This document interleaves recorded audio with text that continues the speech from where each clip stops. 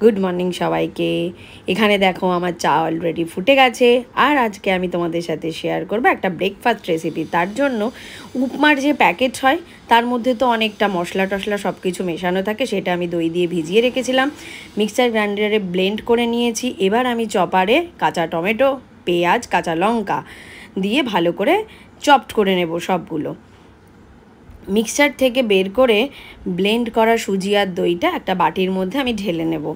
দিয়ে তারপরে একটা তড়কা ঠিক নয়, একটু জিরে ফোড়ন দেওয়ার মতন করে ভেজে নিয়ে এটার মধ্যে ফোড়নটা দিয়ে দেব। তারপরে দেখো এখানে আমার চপড হয়ে গেছে, খুব সুন্দর করে চপড হয় এই চপার মেশিনে। তারপরে কড়াইতে তেল দিয়ে তেলটা গরম হয়ে গেলে ব্যাটারটা দিয়ে দেব। গোলা রুটি যেমন করে ভাজে ঠিক সেইভাবে। কেউ চাইলে একদম কম তেলেও করতে পারো, কেউ চাইলে একটু বেশি তেলেও করতে পারো।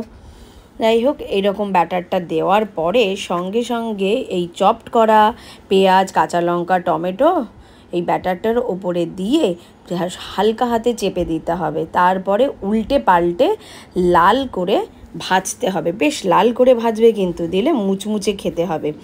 তারপরে এখানে আমি একটা একটা করে ভেজে নিয়ে চায়ের সাথে সুন্দর করে খেয়ে নিয়েছিলাম। এত টেস্টি হয়েছিল খেতে যে কি বলবো।